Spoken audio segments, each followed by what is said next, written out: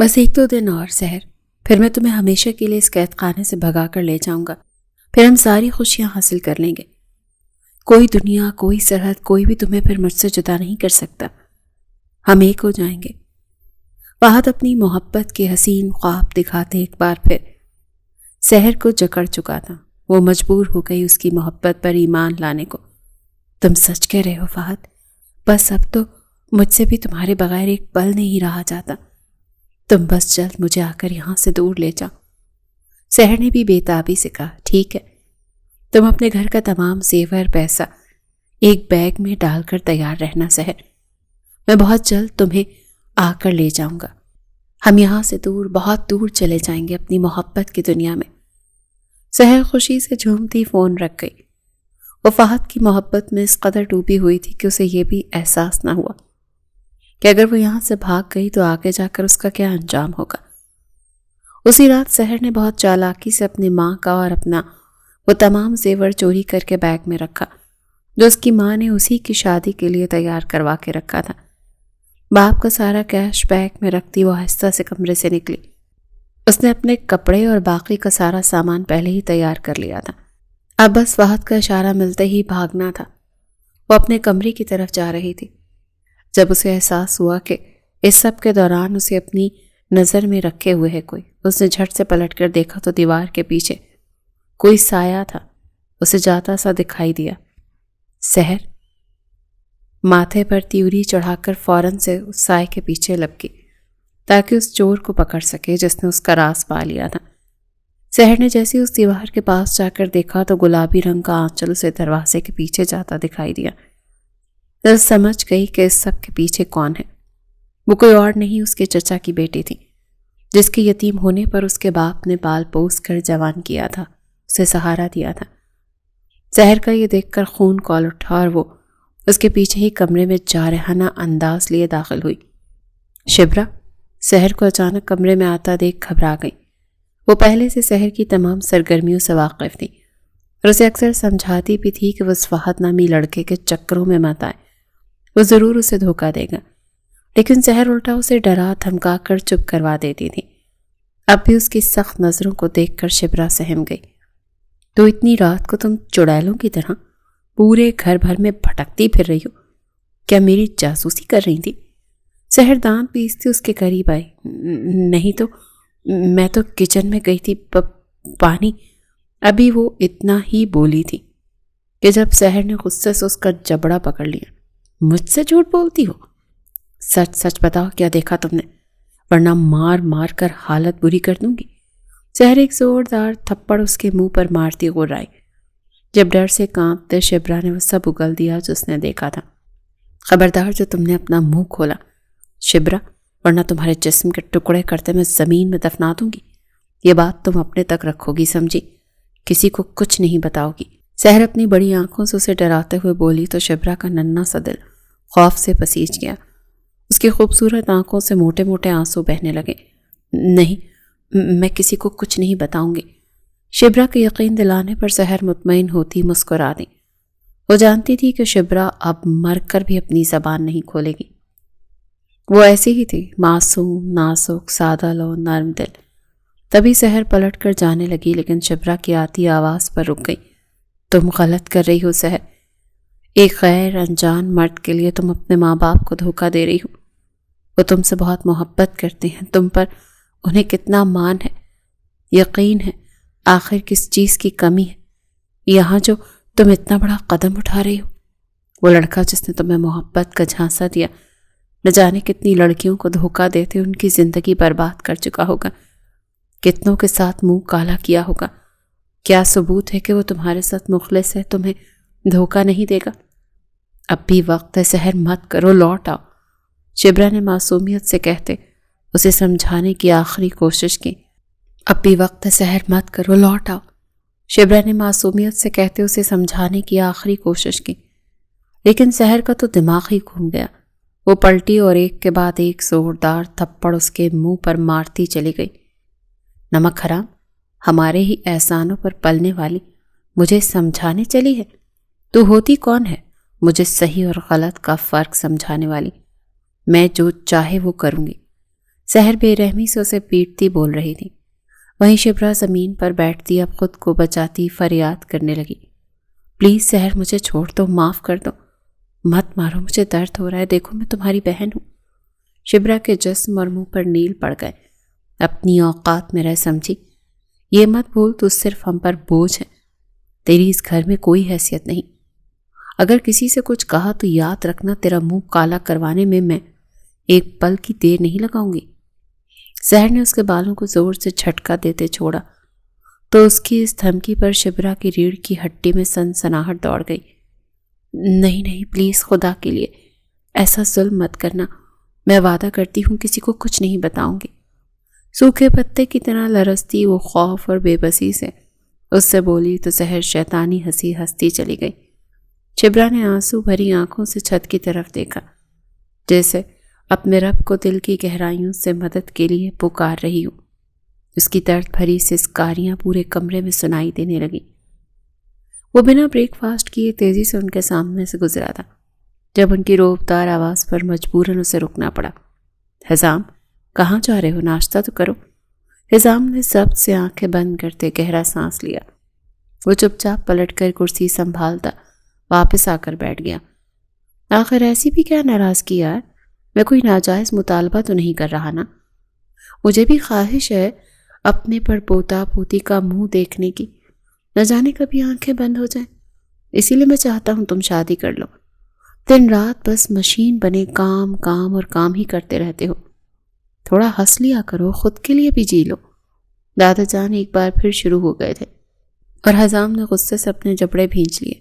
Not again دادو، جب میں ایک بار آپ سے کہہ چکا ہوں کہ مجھے شادی نہیں کرنی تو بار بار آپ اس بات کو کر کے کیوں میرا موڈ آف کرتے ہیں؟ میں ایسے ہی خوش ہوں اپنی زندگی میں، نہیں ضرورت مجھے عورت اور بچوں کی۔ پلیز ضد چھوڑ دیں اور مجھے سکون سے رہنے دیں۔ وہ تنگ آتا ناشتے سے ہاتھ روکتے اس پر ناراض ہونے لگا۔ آئے دن ان کی شادی کے ذکر پر وہ عاجز آ چکا تھا۔ اب تو اس شادی کا ذکر نہ سننے کو ملے، اس وجہ سے وہ دن رات کام کرنے کے ساتھ گھر بھی دیر سے آتا تھا۔ ہاں تو کیوں شادی نہیں کرنی؟ میرے اکلوتے وارث ہو تم۔ اتنی جائیداد، دولت، پاشا انڈسٹریز جو کھڑی کی ہے وہ کیا دوسروں کو کھاتا دیکھوں؟ تانیہ اچھی لڑکی ہے، خاندانی ہونے کے ساتھ تمہیں پسند بھی کرتی ہے، کیوں نہیں کر لیتے اس سے شادی؟ بلا وجہ اس لڑکے کی ضد پر اب اسماعیل پاشا بھی ضد میں آ چکے تھے۔ وہ اب کسی بھی قیمت پر پیچھے ہٹنے والے نہیں تھے۔ تبھی تانیہ کے ذکر پر حزام دانت پیستے اٹھا اور سیدھا نکل کر اسماعیل پاشا تو حیران ہی رہ گئے۔ یہ لڑکا تو دن بدن بدلحاظ اور بدتمیز سب بھولتا ہی جا رہا ہے۔ خیر میں بھی اس کے باپ کا باپ ہوں، دیکھتا ہوں کیسے راضی نہیں ہوتا۔ انہوں نے اپنی چھڑی زمین پر ٹھوکتے غصے سے کہا۔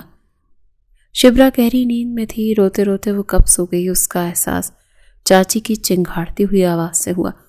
صبح ہو چکی تھی جب وہ ہڑبڑا کر اٹھی۔ یا اللہ، لگتا ہے مجھے دیر ہو گئی اٹھنے میں، اب خیر نہیں چاچی کے ہاتھوں۔ وہ اگڑم بگڑم بھاگتی ہوئی واش روم گئی، جلدی سے منہ ہاتھ دھوتی وہ کچن میں آئی جہاں سیرت بیگم کمر پر ہاتھ رکھے بگڑے موڈ سے کھڑی تھی۔ کیا بات ہے نواب زادی کی، آج آنکھ ہی نہیں کھل کر دے رہی؟ سب ناشتے کے لیے انتظار کر رہے ہیں، بھوک سے جان نکلی جا رہی ہے، اور یہ ہے کہ 8 بجے بستر توڑ رہی ہے۔ جانتی نہیں ہمیں جلد ناشتہ کرنے کی عادت ہے، کل سے تو جلدی نہ اٹھی نا تو پھر دیکھنا۔ ابھی وہ کہہ ہی رہی تھی جب ان کی نظر سر جھکائے اس کے چہرے پر گئی۔ اس کا لال سوجا ہوا چہرہ، منہ پھٹا ہوا ہونٹ دیکھ کر وہ سمجھ گئی کہ ضرور زہر نے اسے مارا ہے، ضرور اس میں بھی اسی کی غلطی ہوگی۔ حد سے کہتی وہ نفرت بھری نظر اس پر ڈالتی کچن سے نکل گئی۔ وہیں شبرا آنسو پیتی جلدی جلدی ناشتے کی تیاری کرنے لگی۔ کچھ ہی منٹوں میں اس نے ناشتے سے ٹیبل سجا دی۔ تبھی سحر وہاں آتی ناشتہ کرنے لگی۔ شبرا کو کل کی تمام باتیں یاد آنے لگی۔ وہ چچا سے سحر کے بھاگ جانے والی بات بتانا چاہتی تھی کیونکہ وہ نہیں چاہتی تھی کہ چچا کو سحر کی وجہ سے شرمندگی اور ضلالت اٹھانی پڑے، لیکن وہ معصوم یہ نہیں جانتی تھی کہ سامنے بیٹھی لڑکی انسان نہیں، پوری شیطان ہے۔ وہ پہلے اس کے ارادوں کو بھانپ چکی تھی اور اپنے ذہن میں ایک شیطانی پلان بھی ترتیب دے چکی تھی۔ وہ مر کر بھی اپنے ماں باپ کو اپنے بھاگنے والی بات پتہ چلنے نہیں دینا چاہتی تھی، اسی لیے اس نے وہ کیا جس کے وہم و گمان میں بھی کسی کو نہ تھا۔ امی، میں کل الماری میں اپنی انگوٹھیاں ڈھونڈ رہی تھی جو آپ نے پچھلے سال بنوائی تھی میرے لیے، لیکن وہاں مجھے انگوٹھیاں تو دور ایک ٹاپس تک نظر نہیں آیا۔ سحر نے چالاکی سے کہا، ارے کہاں جائے گا سب زیور، وہیں دیکھو سب رکھا ہے، میں نے خود رکھا ہے۔ سیرت ناک سکوڑتی بولی، چلیں خود چل کر دیکھ لیں، میں نے خود دیکھا ہے وہاں کچھ بھی نہیں ہے۔ سحر پریشان بھرے لہجے میں کہتی کھڑی ہوئی۔ وہیں چچا بھی فکر سے بولے، جاؤ سیرت جا کر دیکھو، کہیں سچ میں زیور غائب ہی نہ ہو گیا ہو۔ شبرا اس دوران ہاتھوں کو مسلتی سب کو پریشانی سے دیکھ رہی تھی، کیونکہ حقیقت تو وہ جانتی تھی۔ آخر سحر ایسا کیوں کر رہی تھی؟ وہ جھوٹ بول کر کیوں سب کو پریشان کر رہی تھی؟ یہ جاننا بھی مشکل تھا۔ سیرت سحر کے ساتھ اٹھتی کمرے میں گئی اور الماری دیکھنے لگی جہاں انہوں نے زیور رکھے تھے، لیکن اب وہ ساری جگہ خالی پڑی تھی۔ ان کا تو دل منہ کو آ گیا، ہائے میری بچی کے زیور کہاں چلے گئے؟ سیرت زور زور سے سینہ پیٹتی بین کرنے لگی۔ صابر جو سیرت کے شوہر تھے سر پکڑ کر بیٹھ گئے، کیونکہ زیورات کے ساتھ ان کا کیش بھی غائب تھا۔ شبرا کھڑی کیوں ہے؟ جا کر ڈھونڈ، سحر کے ساتھ زیور پیسہ پتہ نہیں کس کی کالی نظر لگ گئی ہے۔ اچانک سیرت بیگم اس پر آگ کے گولے برساتی بولی۔ شبرا ڈر گئی، آخر وہ ان کی بات کا کیا جواب دیتی؟ وہ تو ساری حقیقت سے واقف تھی، اسے معلوم تھا اس سب کے پیچھے زہر ہے، اور وہ اس گھر میں یہ سب کچھ لے کر بھاگنے والی تھی۔ اس سب کے پیچھے سحر کی سازش کو وہ سمجھ نہیں سکی، لیکن اگلے ہی پل اس کا چہرہ لٹھے کی مانند سفید پڑ گیا جب اس نے سحر کو یہ کہتے سنا، اماں یہی ہے وہ چور جس نے ہمارا پیسہ اور زیور چرایا ہے، یہی ہے جس کی نظر ہماری دولت پر تھی۔ اماں میں نے اسے خود ایک لڑکے کے ساتھ باتیں کرتے سنا ہے، یہ اس کے ساتھ بھاگنے کی تیاری کر رہی ہے، اور جانتی ہوئی اسے کہہ رہی تھی کہ ہمارا سارا پیسہ زیور لے کر یہ اس کے ساتھ بھاگے گی۔ یقین نہیں آتا تو اس کے کمرے کی تلاشی لے لیں، ابھی سچ سامنے آ جائے گا۔ سحر کی گرگڑ کی بدلتی رنگت پر شبرا کو تو سارا حوصلہ، امید اور یقین ہی ٹوٹ گیا۔ وہ پھٹی اور بے یقین آنکھوں سے سب کے غصے سے بھرے چہرے کو دیکھ کر نفی میں سر ہلا رہی تھی۔ یہ جھوٹ ہے چچی، میرا یقین کریں، میں ایسی نہیں ہوں۔ سحر مجھ پر جھوٹا الزام لگا رہی ہے، چچا میرا یقین کریں۔ اس کی آنکھوں سے آنسو بہنے لگے۔ وہ ان کے پاس آنے لگی تھی جب سیرت نے ہاتھ اٹھا کر اسے اپنے پاس آنے سے روک دیا۔ وہیں رک جا ابھی لڑکی، ابھی دودھ کا دودھ اور پانی کا پانی ہو جائے گا۔ اگر تو جھوٹی نکلی تو یاد رکھنا آج تجھے میرے قہر سے کوئی نہیں بچا سکے گا۔ سیرت آنکھوں میں چنگاری لیے اس کے سامنے سے گزر کر اس کے کمرے کی طرف بڑھی۔ وہیں صابر صاحب کی آنکھوں میں بھی اپنی بھتیجی کے لیے آج کوئی رحم نظر نہیں آ رہا تھا۔ انہوں نے منہ پھیر لیا تو سحر ہونٹوں پر شیطانی مسکراہٹ لیے اسے دیکھتی چلی گئی۔ شبرا آنے والی قیامت کا سوچ کر تھر تھر کانپنے لگی۔ سیرت اور سحر اس کے کمرے کی ایک ایک چیز کو بے دردی سے زمین پر پھینکتے تلاشی لینے میں مصروف تھے۔ سحر نے اس کے بیڈ تک کو ادھیڑ کر رکھ دیا تھا۔ تبھی شبرا کے کمرے میں رکھی خستہ حال ٹیبل کے نیچے سحر کو ایک بیگ دکھا۔ اماں وہ دیکھیں، وہ رہا بیگ۔ سحر انگلی کے اشارے سے بولتی تیزی سے بیگ کی طرف لپکی تو دیکھا یہ وہی بیگ تھا جس میں اس کی چچی نے سحر کے لیے زیورات بنا کر رکھے تھے، ساتھ سارا کیش بھی تھا۔ سیرت کی آنکھیں غیظ و غضب سے پھیل گئی۔ اب تو سیرت ہر لحاظ سے بھلائے ایسے اس پر جھپٹی جیسے آج اس کی جان ہی لے لے گی۔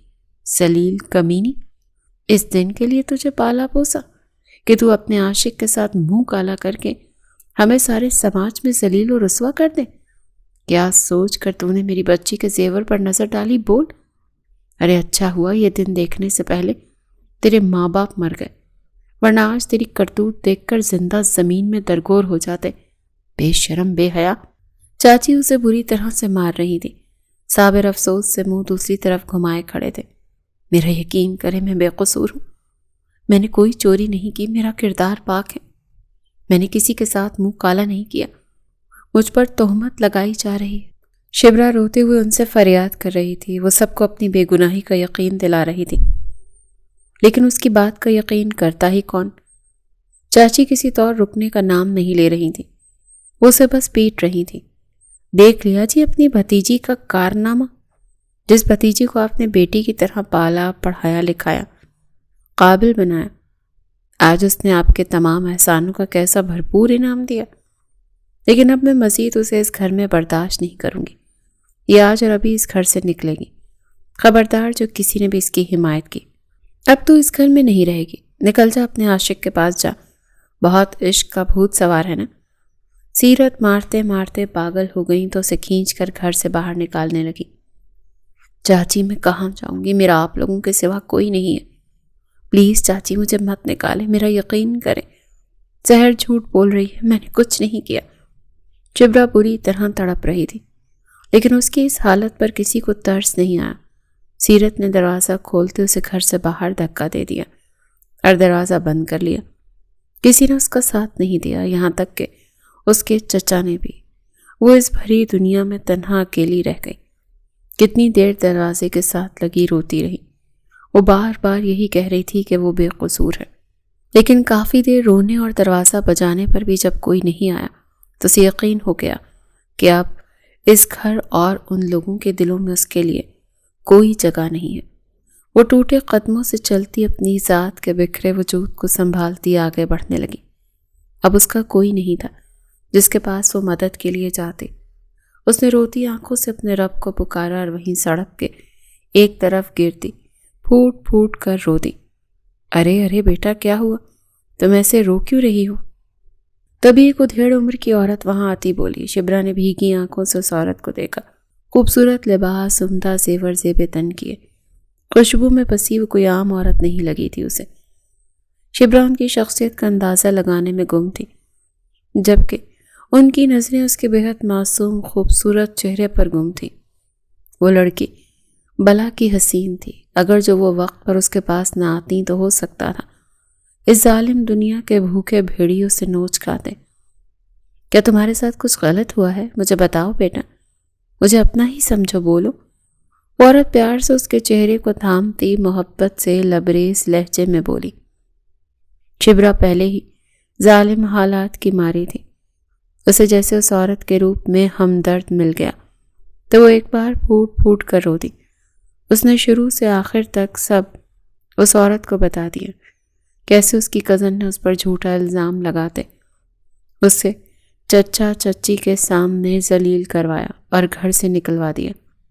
اب اس دنیا میں اس کا کوئی نہیں ہے. وہ اکیلی رہ گئی. اس عورت نے شبرا کو بے ساختہ سینے سے لگا لیا. مت رو میری بچی، میں ہوں نا، میں تمہیں اپنے ساتھ لے کر چلوں گی.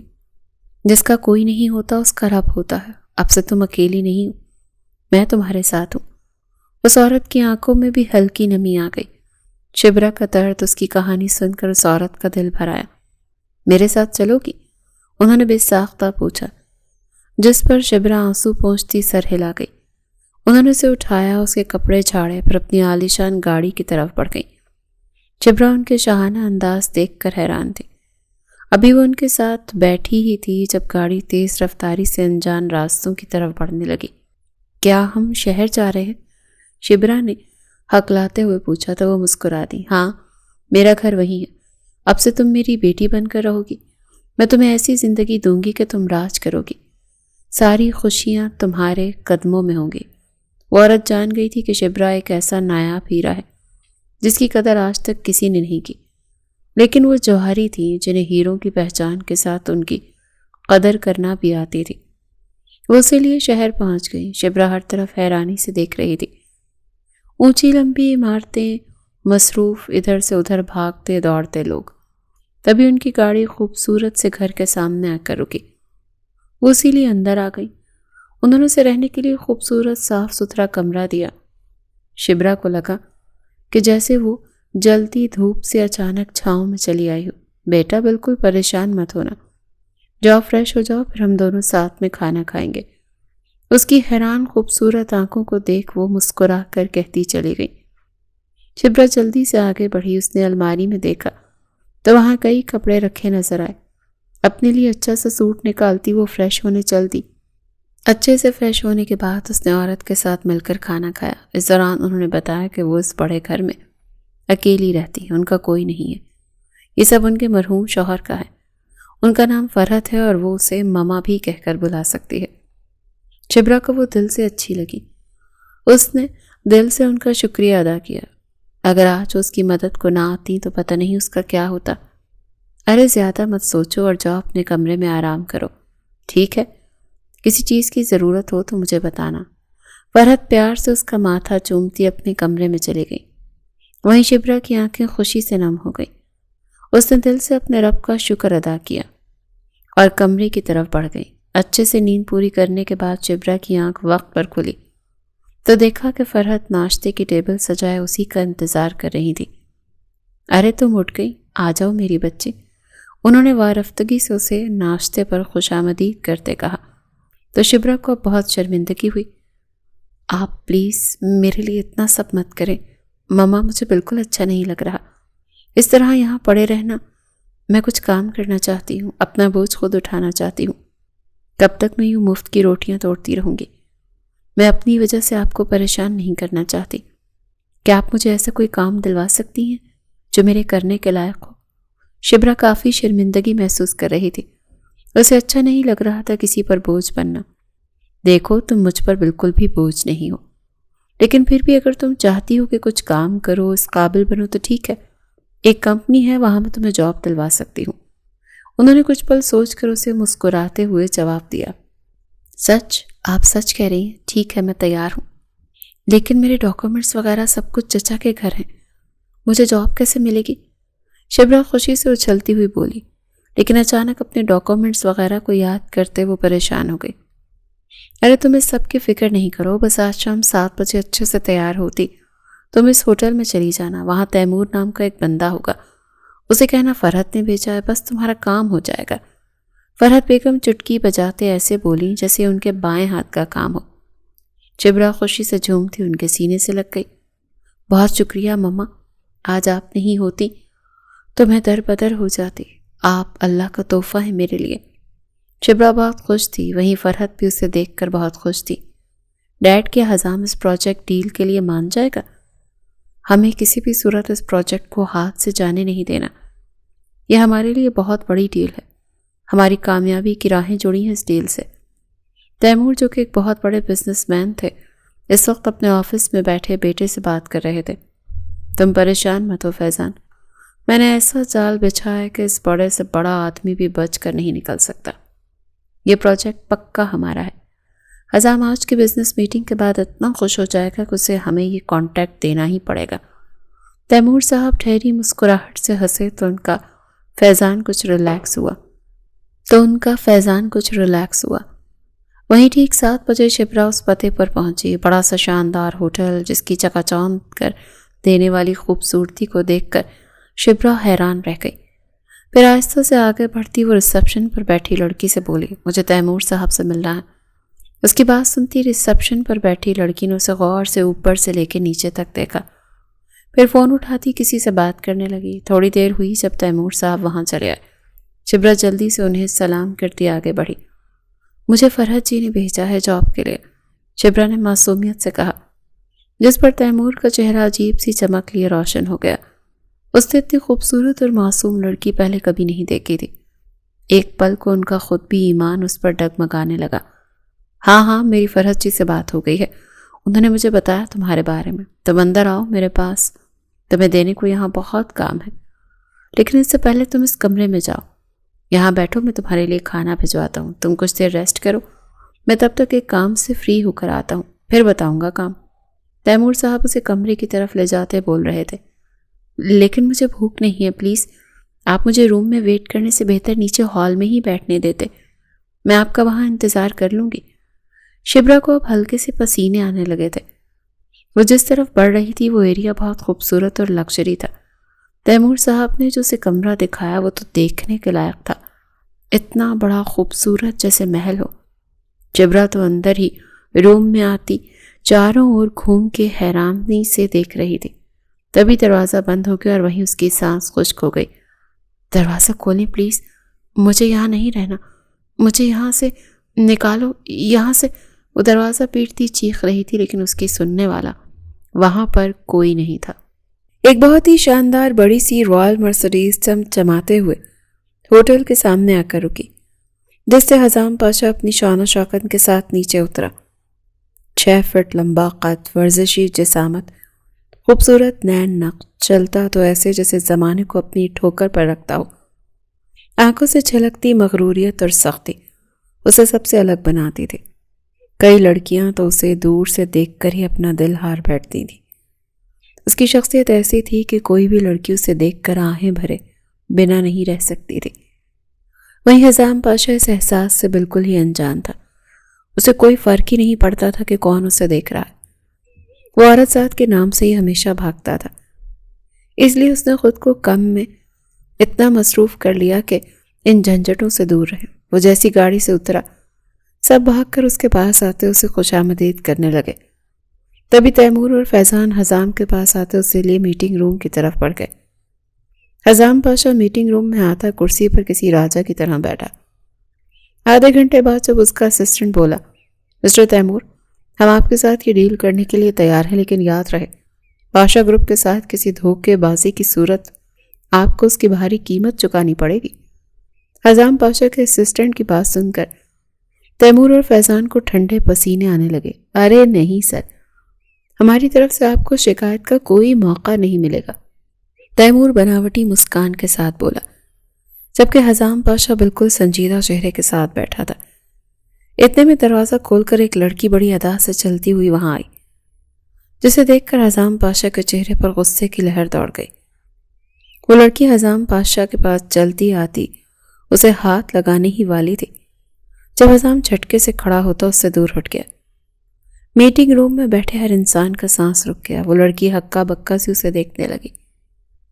حزام پاشا اب کھا جانے والی نظروں سے سب کو دیکھنے لگا۔ اس کا غصہ اس کی برداشت سے باہر ہو گیا۔ لڑکی کے ساتھ اس کی خطرناک آنکھوں کو دیکھ سب ڈرنے لگے۔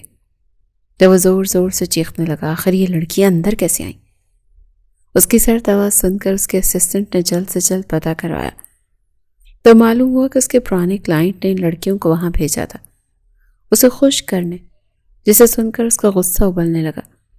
بزنس میں اکثر بڑی بڑی ڈیلز پروجیکٹ حاصل کرنے کے لیے کلائنٹ ایسے ہی اپنے باس کو خوش کرنے کے لیے لڑکیاں بھیجتے تھے۔ حزام کے بھی ایک کلائنٹ نے یہ حرکت کی، لیکن وہ یہ نہیں جانتا تھا کہ یہ اسے سوئے ہوئے شیر کو جگا دیا تھا۔ تم گندگی کا ڈھیر، ابھی باہر نکلو۔ اس نے خون رنگ آنکھوں سے اس لڑکی کو دھمکی دی، جس پر وہ گرتی پڑتی وہاں سے بھاگی۔ پھر اس نے اسسٹنٹ کی طرح دیکھتے آرڈر کیا، ابھی کبھی اس کلائنٹ کو جا کر ایسا سبق سکھاؤ کہ اس کی نسلیں یاد رکھیں۔ یہ سن کر سب سکتے میں رہ گئے۔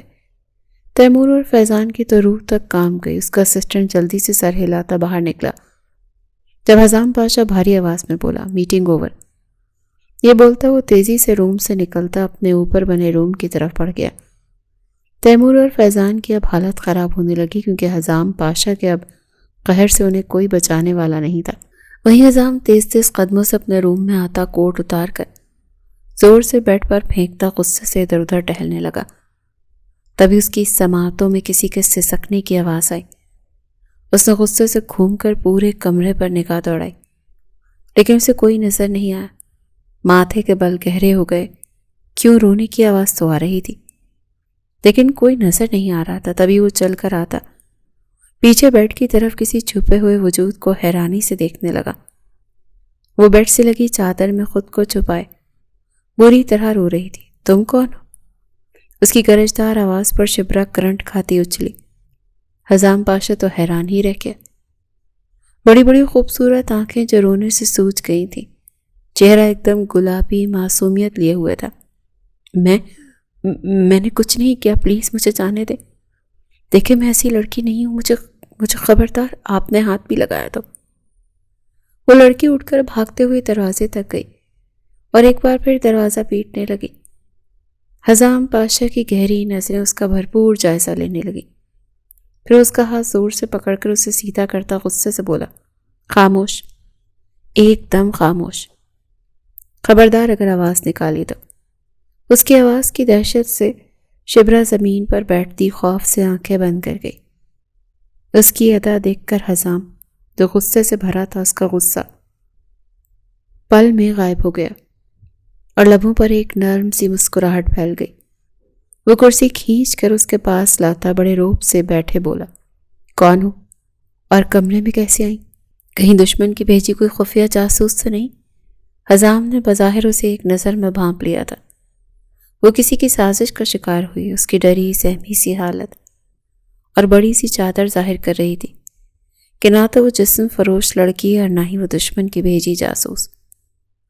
حزام پاشا نہایت ہی دلچسپی سے اسے دیکھنے لگا، جو نہایت ڈری ہوئی کسی خوف زدہ ہرن کی طرح بیٹھی تھی، کیونکہ اس کا سامنا ایک شیر سے ہوا تھا جو شکار کرنا جانتا تھا۔ نہیں نہیں، میں تو یہاں کسی کو نہیں جانتی، میں تو یہاں صرف نوکری کے لیے آئی تھی۔ انہوں نے مجھے بولا وہ یہاں مجھے نوکری دلوائیں گی۔ میں یہاں تیمور صاحب سے ملنے آئی تھی جو مجھے نوکری دینے والے تھے، لیکن انہوں نے جھوٹ بول کر دھوکے سے مجھے یہاں کمرے میں لا کر بند کر دیا۔ پلیز دروازہ کھولیں، مجھے یہاں سے جانا ہے۔ وہ سارا سچ اسے بتانے کے بعد ایک بار پھر دروازہ کھولنے کی کوشش کرنے لگی۔ حزام حیرانی سے اسے دیکھنے لگا۔ اس کی زندگی میں آنے والی پہلی لڑکی تھی جو اسے حکم دے رہی تھی، یہ جانے بنا کہ وہ کون ہے۔ یہ میری دنیا ہے، یہاں لوگ آتے اپنی مرضی سے ہیں لیکن جاتے میری مرضی سے ہیں۔ اب تم یہاں سے کہیں نہیں جا سکتی۔ حزام اس کے خوبصورت چہرے پر اپنی انگلیاں سرسراتے ہوئے بولا تو شبرا نے اسے زور سے دھکا دیا۔ وہ الگ بات تھی کہ حزام اپنی جگہ سے بالکل بھی نہیں ہلا۔ خبردار جو مجھے ہاتھ بھی لگایا تو، ورنہ میں اپنی جان لے لوں گی۔ شبرا غصے سے کانپتی بولی اور جلدی سے ٹیبل سے جا کر پھلوں میں رکھی چھوٹی سی چھری اٹھا لی تاکہ حزام کچھ بھی کرے تو وہ خود کو نقصان پہنچا سکے۔ شبرا کی ہمت اور اس کی ادا حزام کے سخت دل کو بھا گئی۔ پہلی بار اس نے کسی ایسی لڑکی کو دیکھا تھا جو اسے دیکھ کر اسے لبھانے کی نہیں بلکہ اس کی جان لینے کی دھمکی دے رہی تھی، وہ بھی اس کے منہ پر۔ اکثر لڑکیاں تو اسے دیکھ کر اس کی شخصیت پر فدا ہو جاتی تھی یا کچھ اس کا پیسہ دیکھ کر اس کے پیچھے بھاگتی تھی۔ یہ لڑکی سب سے الگ، سب سے جدا تھی۔ وہ نہیں جانتی تھی کہ اس کے سامنے شہر کا سب سے امیر ترین انسان اور کامیاب بزنس مین کھڑا ہے جو کسی سے نہیں ڈرتا بلکہ لوگ اس سے ڈرتے ہیں۔ اچھا تو تم میں اتنی طاقت ہے کہ تم مجھے مارو گی؟ ٹھیک ہے، مارو۔ وہ شرارت سے اس کا مذاق اڑاتا اس کی طرف بڑھنے لگا۔ شبرا خوف سے پیچھے قدم لینے لگی۔ ارے پیچھے کیوں جا رہی ہو؟ کیا ہوا؟ ڈر لگ رہا ہے؟ ساری بہادری اڑن چھو ہو گئی کیا؟ اب مارو نا مجھے۔ وہ ہنستا ہوا بول رہا تھا۔ شبرا پیچھے ہٹی، دیوار سے جا لگی۔ ساری راہیں بند ہوتی دکھائی دیں۔ تبھی اس نے پوری ہمت جمع کر کے ہاتھ گھمایا اور اس پر وار کر دیا۔ حزام ایک جھٹکے سے اس کا ہاتھ تھام کر اسے ایسے گھما کر اپنی باہوں کے حصار میں لے گیا کہ اس کے سینے سے لگتی پھڑ پھڑانے لگی۔ اس کا نرم اور نازک وجود اپنی مضبوط باہوں میں محسوس کرتا۔ حزام زندگی میں پہلی بار بہت انوکھا احساس محسوس کر رہا تھا۔ ہاتھ سے چھری گرتی دور جا گری۔ حزام نے اس کی خوبصورت لمبی پلکوں والی آنکھوں کو دیکھا جو اسے دیکھتی تیزی سے جھپک رہی تھی۔ بے اختیاری میں وہ اس کی آنکھوں کی طرف جھکنے لگا جب شبرا روتی ہوئی چیخی، پلیز مجھے چھوڑ دے، ایسا مت کرے، میں ایسی لڑکی نہیں، مجھے جانے دے۔ وہ ہچکیاں لیتی رو رہی تھی جب حزام اچانک سے ہوش میں آیا۔ اس کا دل اس کے تڑپتے ہوئے رونے پر بے چین ہو گیا۔ جب اس سے دور ہوتا صوفے پر جا بیٹھا۔ ٹھیک ہے، میں تمہیں کچھ نہیں کہوں گا لیکن مجھے سب سچ سچ بتاؤ۔ اس کی بات پر شبرا گھٹنوں کے بل زمین پر بیٹھی۔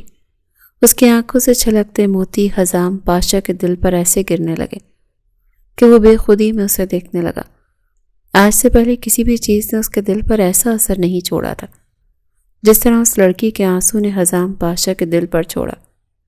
اس کا دل زور زور سے دھڑکنے لگا۔ اپنی حالت پر وہ خود بھی حیران رہ گیا۔ شبرا نے شروع سے آخر تک سب سچ سچ اسے بتا دیا، کیسے اس کی کزن نے اس پر الزام لگایا، کیسے اسے گھر سے بے آبرو کر کے نکالا گیا۔ اس کے بعد وہ فرحت نام کی عورت نے اسے جھوٹا یقین دلا کر شہر لائی، اور اس کے بعد تیمور نے جو کیا وہ پہلے ہی اسے بتا چکی تھی۔ اس کی ساری بات سن کر حزام کا دل کیا اس لڑکی کا دماغ اچھے سے ٹھیک کر دے۔ کیا اسے واقعی سمجھ نہیں آئی کہ کوئی اس کا غلط استعمال کرنا چاہتا ہے؟ پھر وہ گہری سوچ میں ڈوب گیا۔ واقعی تم اتنی معصوم ہو کہ کسی بھی انجان انسان کا اعتبار اتنے آرام سے کر لیتی ہو؟ وہ عورت تمہاری معصومیت کا فائدہ اٹھاتے تمہیں تیمور نامی آدمی کے ہاتھ بیچ گئی ہے، اور اس آدمی نے اپنے فائدے کے لیے چارے کے طور پر تمہیں میرے سامنے پیش کر دیا۔ حزام کی بات سن کر شبرا کا منہ حیرت سے کھلا تھا۔ کیا؟ نہیں، وہ ایسا نہیں کر سکتی، وہ تو میری محسن ہے، وہ ایسا نہیں کر سکتی۔ اب میں کہاں جاؤں گی؟ میرا تو کوئی نہیں، مجھے اس گندگی میں نہیں رہنا۔ شبرا بے یقینی سے اپنے سر کو نفی میں ہلاتی چلائی۔ اس کا رو رو کر برا حال ہو گیا تھا۔ حزام کا دل اس پر نرم ہو گیا۔ وہ جو دنیا کو اپنے جوتے کی نوک پہ رکھتا تھا اس لڑکی کے سامنے جھک گیا۔ خیر، میں دھوکہ دینے والوں میں سے نہیں ہوں۔ جس نے تمہارے ساتھ غلط کیا، میں وعدہ کرتا ہوں ان کا انجام بہت برا ہوگا۔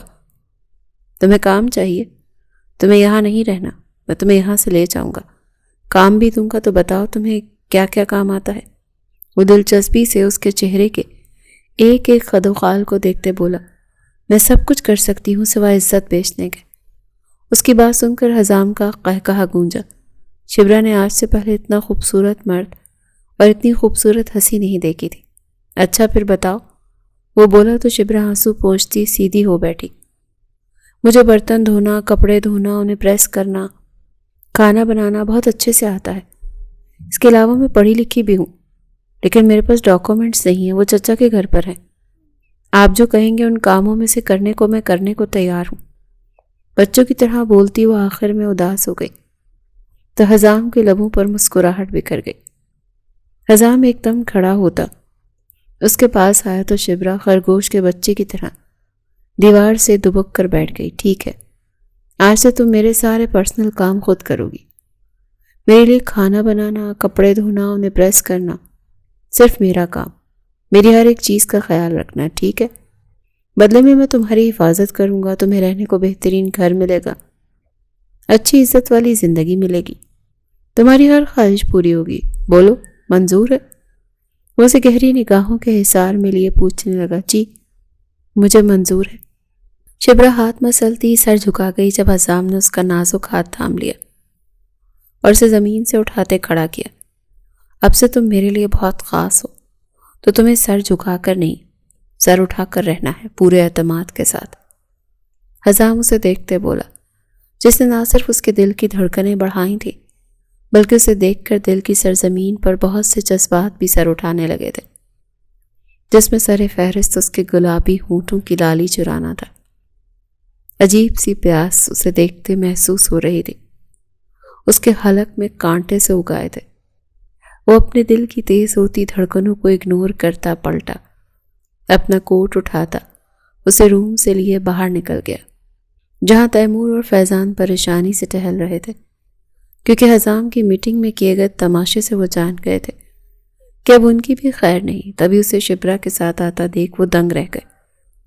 ابھی وہ کچھ کہتے کہ حزام نے ایک فون گھمایا جس سے ان کے چہرے کے رنگ پھیکے پڑ گئے۔ ہمیں معاف کر دیں سر، ہمیں پولیس کے حوالے مت کریں۔ اس کے قدموں میں گرے بھیک مانگ رہے تھے۔ تم لوگوں نے گناہ کیا ہے، ایک بے قصور معصوم لڑکی کو دھوکے سے بلا کر اسے غلط کام کے لیے استعمال کرنا چاہا۔ اب اس کی سزا یہی ہے کہ ساری زندگی تم لوگ جیل کی سلاخوں کے پیچھے کاٹو۔ تمہارے ساتھ وہ عورت بھی پیچھے آئے گی جس نے شبرا کی معصومیت کا فائدہ اٹھایا۔ حزام ابھی بول ہی رہا تھا جب پولیس وہاں پہنچ گئی اور ان دونوں کو گھسیٹ کر لے جانے لگی۔ ان کی چیخ و پکار سے پورا ہوٹل جمع ہوتا تماشا دیکھنے لگا۔ حزام نے شبرا کا ہاتھ ہولے سے تھاما اور اسے اپنے ساتھ لیے اپنی شاندار گاڑی میں آ بیٹھا۔ شبرا تو اس کے گارڈز اور اس کی گاڑی دیکھ کر ہی مسمرائز تھی۔ وہ اسے لیے اپنے پاشا ولا نہیں گیا کیونکہ ابھی وہ دادا جان کے کسی سوال کے جواب کے لیے تیار نہیں تھا، اسی لیے وہ اسے لیے اپنے دوسرے گھر آ گیا جہاں وہ اس کے ساتھ سکون سے رہ سکے۔ وہ ہر پل اسے اپنے قریب دیکھنا چاہتا تھا۔ وہ چاہتا تھا شبرا اس کا یقین کرے، اسے قریب سے جانے، کیونکہ اب شبرا کو اپنی زندگی سے دور کرنا اس کے اختیار سے باہر تھا۔ اس کے محل جیسے گھر کو دیکھ کر شبرا کی آنکھیں پھٹ سی گئیں۔ اتنا بڑا گھر؟ کیا یہاں آپ کا پورا خاندان رہتا ہے؟ اس کی بات سن کر حزام کے لب ایک بار پھر مسکرا اٹھے۔ وہ اس کی زندگی میں پہلی ایسی انسان تھی جو بار بار اپنی باتوں سے اس کے لبوں پر مسکراہٹ بکھیر رہی تھی۔ نہیں، میں یہاں اکیلا رہتا ہوں، اس کی بات کا جواب دیتا اندر آ گیا۔ اس کے قدم کمرے کی طرف بڑھنے لگے تو شبرا گھبرا گئی۔ سر، آپ مجھے کہاں لے کر جا رہے ہیں؟ اپنے کمرے میں، وہ بے جھجک بولا تو شبرا کے قدم وہیں جم گئے۔ جب حزام نے حیرانی سے پلٹ کر اسے دیکھا جب اس کے ساتھ چلنے سے انکاری تھی۔ سر میں آپ کے کمرے میں کیوں جاؤں؟ وہ خوفزدہ لہجے میں بولی تو حزام اپنا سر پیٹ کر رہ گیا۔ لڑکی بھول گئی؟ میں نے تمہیں اپنے پرسنل کام کے لیے رکھا ہے، تب تمہیں وہیں جا کر میرے کپڑے وغیرہ نکالنے ہوں گے نا۔ میرے روم کی صاف صفائی، چیزوں کا خیال رکھنا۔ حزام کی بات پر شبرا گندے منہ بناتی ہنسی۔ اوہ سوری سر، میں بھول گئی تھی۔ شرمندہ سی ہوتی وہ اب دھڑلے سے اس کے ساتھ چل رہی تھی، جس پر حزام بہت مشکل سے اپنی مسکراہٹ چھپا گیا۔ کمرے میں آتے شبرا نے اس شاندار روم کو دیکھا جو مہنگی چیزوں سے سجا تھا۔ شبرا پلیز میرا نائٹ سوٹ نکال دو، اگر میرے کمرے کا جائزہ لے لیا ہو تو۔ باتھ روم سے آتی اس کی ہلکی آواز پر شبرا ہوش میں آتی الماری کی طرف بھاگی، ڈھونڈ کر بہت مشکل سے اس کا نائٹ سوٹ نکالا۔ ابھی وہ پلٹی تھی جب حزام فریش سا بھیگے جسم کے ساتھ ایک ٹاول میں لپٹا اس کے پیچھے چلایا۔ اس کے جسم پر پانی کی بوندیں شبرا کا دل دھڑکا گئی۔ اس نے زور سے آنکھیں بند کر لی۔ حزام ہلکی سی مسکراہٹ کے ساتھ اس کے چہرے پر پھونک مارتا اس کے ہاتھ سے سوٹ لیے پلٹ گیا۔ شبرا کا دل اس کے سینے میں بند سا ہو گیا۔ کچھ دیر بعد وہ پورے کپڑے پہنتے باہر آیا۔ اسے مسکین سی صورت بنائے کھڑا دیکھ حزام کا دل گدگدا سا گیا۔ کیا بات ہے؟ اب ایسے منہ کیوں بنا رہی ہو؟ اس کے پاس آتے وہ زور سے اس کے کاندھے سے کاندھا ٹکرائے دوستانہ لہجے میں بولا، مجھے بھوک لگی ہے۔ اس کی بات سن کر حزام زور سے ہنسا۔ لو، اتنی سی بات پر رونے والی کیا بات ہے؟ میں ابھی آرڈر کر دیتا ہوں۔ نہیں، آرڈر نہیں، مجھے کچن بتائیں کہاں ہے، میں خود بنا لوں گی۔ اس کے فون نکالنے پر شبرا جلدی سے بولی، واقعی اتنی رات کو تم خود بنا لو گی؟ حزام حیرانی سے پوچھنے لگا تو شبرا گردن اکڑا کر فخر سے اسے دیکھنے لگی۔ اس کی انہی پیاری اداؤں پر حزام کا دل اس کے اختیار سے باہر ہو رہا تھا۔ اپنے دل کی اس بے وفائی سے وہ بخوبی واقف ہو چکا تھا۔ نہ صرف واقف ہو رہا تھا بلکہ سر تسلیم خم بھی کر رہا تھا۔ ٹھیک ہے چلو۔ ایک بار پھر اس کا ہاتھ تھامے وہ کمرے سے باہر نکلتا کچن کی طرف اسے لیے بڑھنے لگا۔ ان دونوں کو دیکھ کر ایسا لگتا ہی نہیں تھا کہ وہ ایک دوسرے کے لیے اجنبی ہیں۔ وہ اس بے تکلفی کا سارا کمال حزام پاشا کو ہی چاہتا تھا۔ کچن میں آتی شبرا چیزیں دیکھنے لگی۔ فریج میں چکن تھی، ساتھ ساری سبزیاں بھی، تو اس نے میکرونی بنانے کا فیصلہ کیا اور تیزی سے اپنا ہاتھ چلانے لگی۔ اس دوران حزام کی پیار بھری نگاہیں اس کے چاند سے چہرے پر جمی تھی۔ یہ رہا مزیدار پاستا، کھا کر بتائیں۔ اس کے سامنے پلیٹ رکھتی وہ خوشی سے بولی تو حزام نے گرم گرم چمچ اپنے منہ میں ڈال لی۔ آہ، میرا منہ جل گیا، وہ چلا اٹھا۔ اف، کس نے کہا تھا گرم گرم کھائیں؟ شبرا اس کی بے صبری پر سر پیٹتی رہ گئی، لیکن پاستا بہت مزے کا بنا تھا۔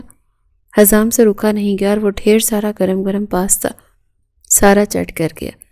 واہ، مزہ آ گیا، دل چاہتا ہے تمہارے ہاتھ چوم لوں۔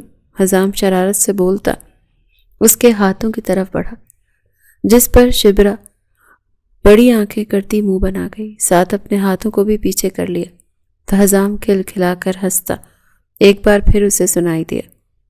اس کی چھوٹی چھوٹی شرارتیں نوک جھوک اسے سمجھ آنے لگی تھی کہ وہ صرف اسے تنگ کرتا ہے۔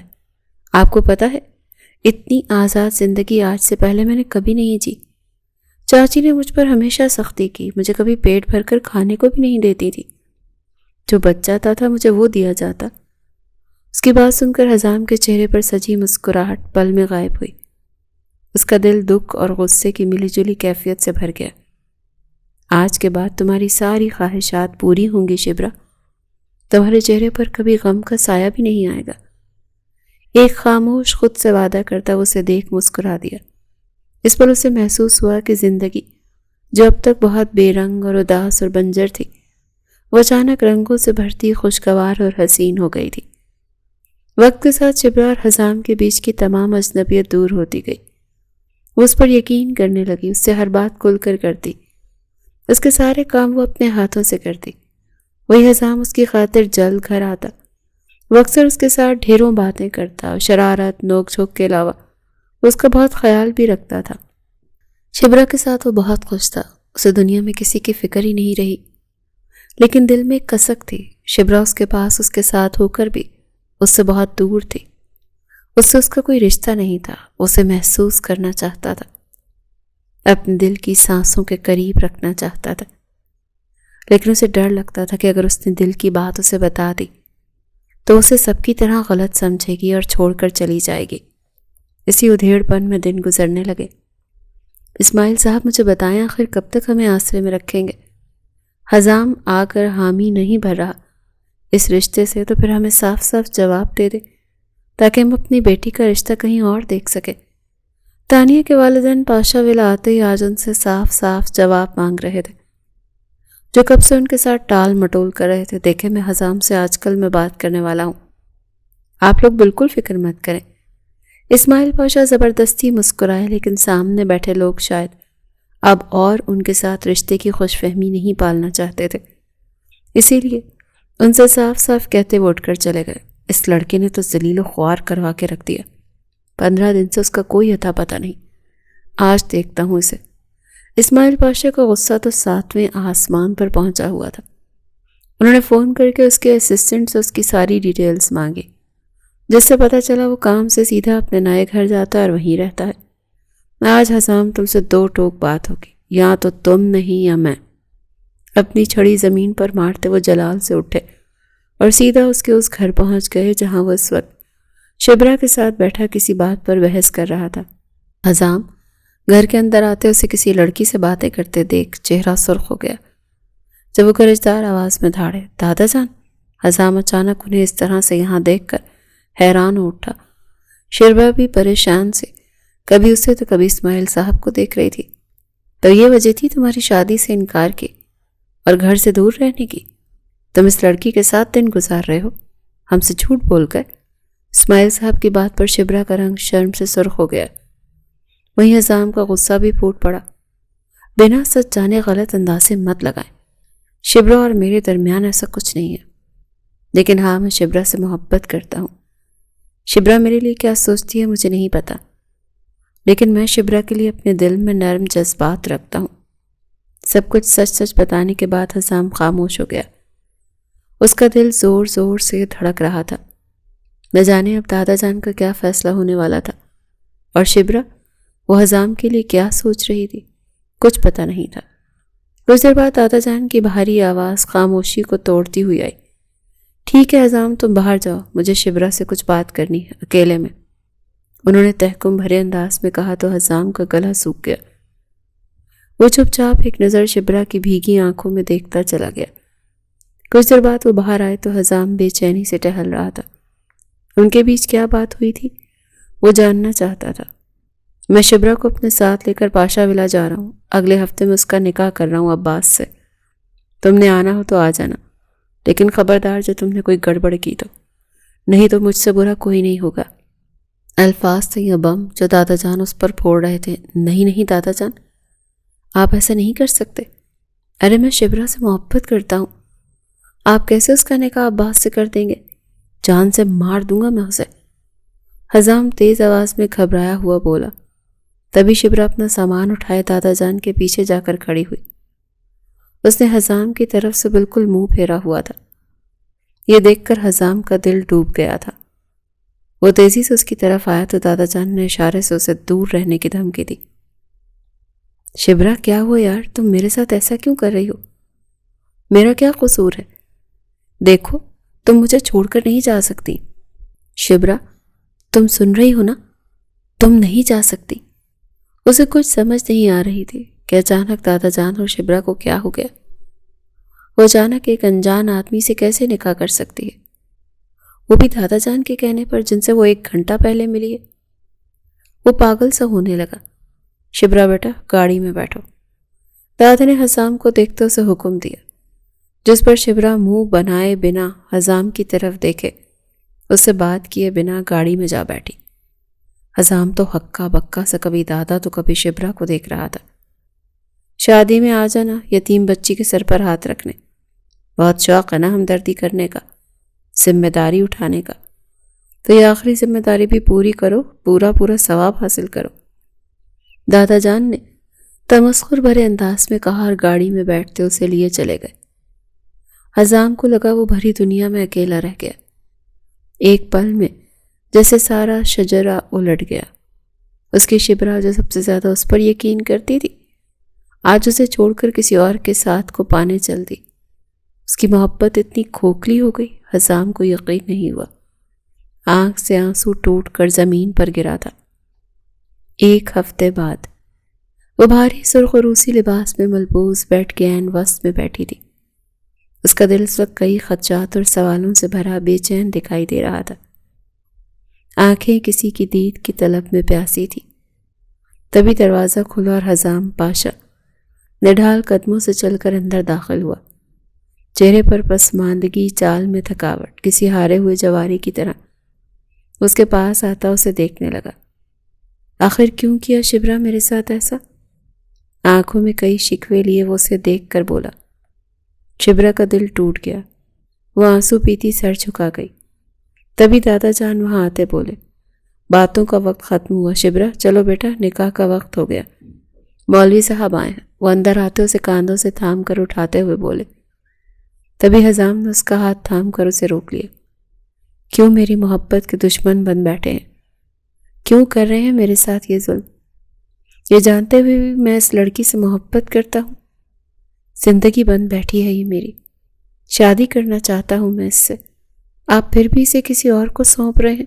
جبڑے بھیجے وہ ان کے سامنے آتا اچانک شبرا کو کھینچ کر اپنے پیچھے کرتا بولا، محبت کرتے ہو تو اظہار کرتے برخوردار، یوں چھپ کر لڑکی کو ساتھ نہیں رکھتے، اسے اپناتے، اپنی عزت بناتے، نہ کہ اپنی ملازمہ کے طور پر اس سے ساری بیویوں والی طلب پوری کر کے دل میں اس سے محبت بھی کرتے۔ دادا جان کے سخت گیر لہجے میں کہنے پر آج اسے شدت سے احساس ہوا کہ وہ کتنا غلط تھا۔ اس کی گرفت شبرا کے ہاتھ پر ڈھیلی پڑ گئی۔ اس دن اگر میں نہیں آتا تو تم ایسے ہی اس بچی کو ساری زندگی اپنے احسانوں کے بوجھ تلے دبائے رکھتے، کبھی اس ڈر سے اظہار نہیں کرتے کہ وہ تمہیں چھوڑ کر چلی جائے گی۔ ارے محبت کرتے تو بہادری تو دکھاتے، وہ بیوقوف تو تمہاری غلام بنی ایسے زندگی کاٹ لیتی۔ دادا جان کی ایک کے بعد ایک انکشاف پر حسام کا سر جھک گیا، وہیں شبرا بھی بری طرح رو رہی تھی۔ بس حسام بہت ہوا، اس لیے میں نے فیصلہ کیا کہ اب میں اس بچی کی ذمہ داری پوری کروں گا، اس کا گھر بساؤں، کسی ایسے انسان کے ساتھ میں اس کا ہاتھ دوں گا جو اسے احسان کرنے کی نیت سے نہیں، اس پر حق اور محبت ہونے کی حیثیت سے رشتہ نبھائے۔ یہ بولتے ہوئے شبرا کا ہاتھ اس کے ہاتھ سے جھٹکتے اسے اپنے ساتھ لے گئے۔ وہیں حسام جیسے اندر سے ختم ہو گیا۔ دادا جان اسی لیے نیچے مولوی صاحب کے سامنے جا بیٹھے۔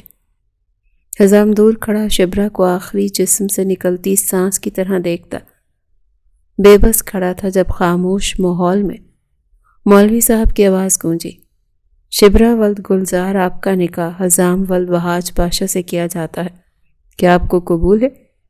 کسی کا تو پتہ نہیں، لیکن حسام یہ سنتا اپنی جگہ سے گرتا گرتا سنبھلا۔ قبول ہے، شبرا کی میٹھی آواز آئی۔ شبرا ولد گلزار آپ کا نکاح حسام ولد وہاج پاشا سے کیا جاتا ہے، کیا آپ کو قبول ہے؟ ایک بار پھر یہ لفظ سن کر حسام کا تو سینہ پھول گیا۔ اس نے زور زور سے سانس لیتے خود کو ہوش میں آنے کا یقین دلایا۔ قبول ہے۔ شبرا کے 3 بار قبول کرنے پر دادا جان پلٹے اور اسے ڈانٹتے ہوئے بولے، کیا اب دعوت دوں تمہیں کہ آ کر نکاح کرو یا اب بھی انکار کرنا ہے؟ دادا جان کے کہنے کی دیر تھی کہ حسام خوشی سے بھاگ کر آتا ان کے سینے سے لگ گیا، اور پھر اگلے ہی پل وہ اس کی زندگی میں شامل ہوتی، ہمیشہ ہمیشہ کے لیے اس کی بن گئی۔ حسام کا دل ایک دم خوشیوں سے بھر گیا تھا۔ وہ بے پناہ ہونٹوں پر مسکراہٹ لیے کمرے میں آیا تو اسے دلہن کے روپ میں دیکھ کر اس کا دل دھک دھک کرنے لگا۔ ایک پل کو اسے یقین نہیں ہوا کہ شبرا اس کی بن چکی ہے۔ دھیرے دھیرے قدم اٹھائے وہ پیچھے سے آتا اسے باہوں میں لے گیا۔ میں اب بھی ناراض ہوں، اسی لیے فضول میں فری ہونے کی ضرورت نہیں۔ اس کی باہوں کا حصار توڑتی وہ آگے بڑھی، جب حسام نے کھینچ کر اسے اپنے سینے سے لگایا۔ میں نے غلط کیا، مجھے اپنی محبت کا اظہار کرنا چاہیے تھا، دادا جان کو بھی نہیں بتایا۔ مجھے احساس ہے اپنی غلطی کا، اور تم دونوں نے میرا 1 ہفتے خون جلا کر اس کی سزا مجھے دے دی، تو اب کس بات کی ناراضگی؟ جانتی ہو دن رات سوچ کر میں کتنا تڑپتا تھا کہ محبت تم میری اور وہ عباس تمہیں اتنی آرام سے لے کر جا رہا ہے۔ حسام کے لڑنے والے انداز پر شبرا کھلکھلا کر ہنس دی تو حسام مبہوت سا اسے دیکھنے لگا۔ تب اس کی کمر پر ہاتھ رکھتے اسے خود سے قریب کیے اس کے ہونٹوں پر جھک گیا۔ اس کے اچانک شدت بھرے لمس پر شبرا کا پورا وجود بری طرح سے لرزنے لگا۔ اس سے آنکھیں کھول پانا دشوار ہوا۔ حزام اب کسی طور اسے خود سے دور جانے دینے والا نہیں تھا۔ اس کی جنونیت قربت میں شبرا آہستہ آہستہ پگھلنے لگی۔ دوسری طرف سحر اپنے عاشق کے ساتھ بھاگ چکی تھی، جس کے بعد صابر یہ صدمہ برداشت نہیں کر سکے اور انہیں ایسا زبردست ہارٹ اٹیک آیا جس سے وہ سیرت کو اس دنیا میں تنہا چھوڑ کر اپنے خالق حقیقی سے جا ملے۔